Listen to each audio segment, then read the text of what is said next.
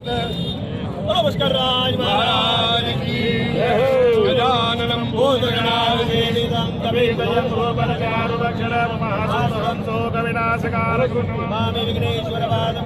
भविष्य में सरकार से अनुमान ले रहे आगे भविष्य बाजार में यही हमारी मांग। बोल पुष्कराज भगवान की जय हो। हर हर महादेव। जय हो।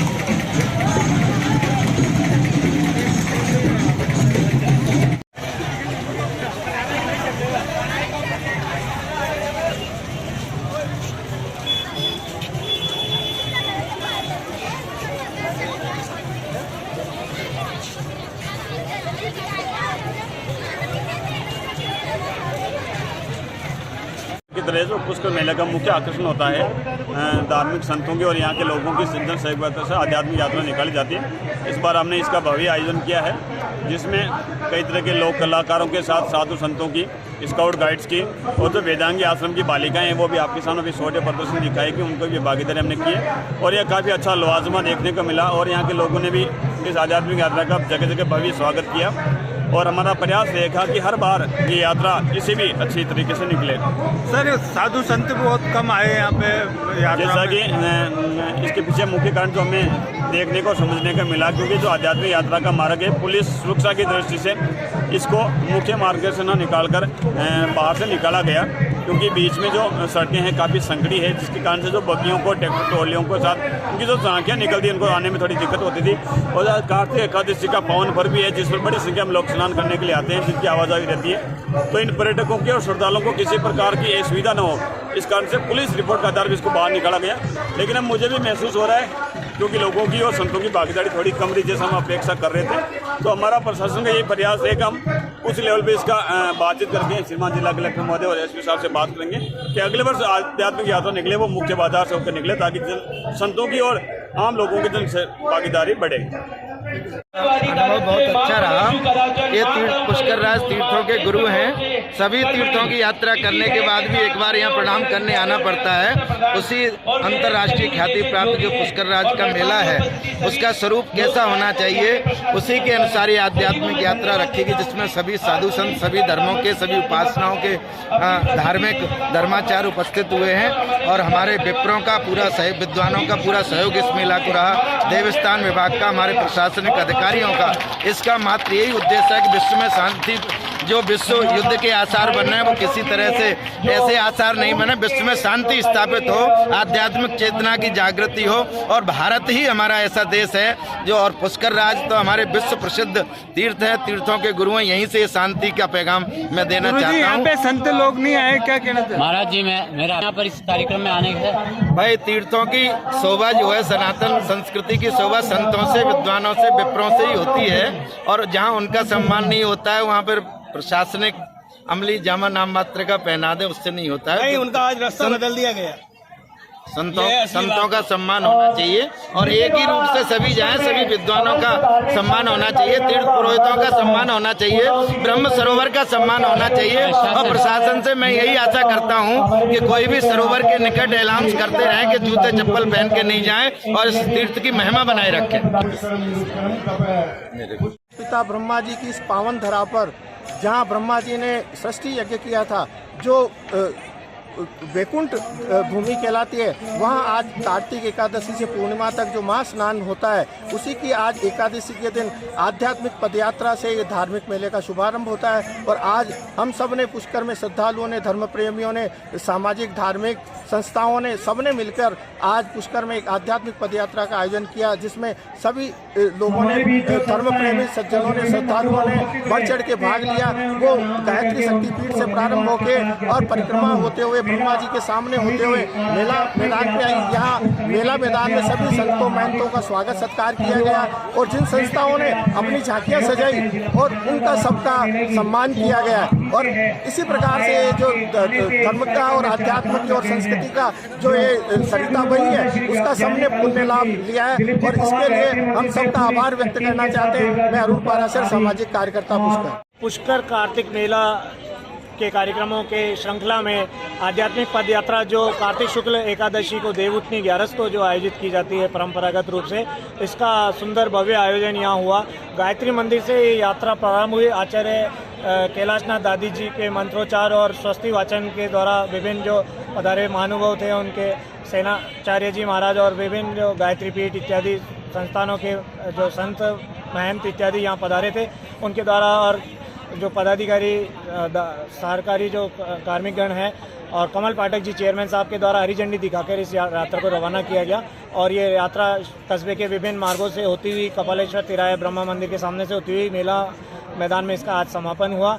और यहाँ पर विभिन्न सामाजिक संगठनों के द्वारा यहाँ प्रसाद वितरण भी किया गया और चाय इत्यादि यहाँ पेयजल का वितरण किया गया।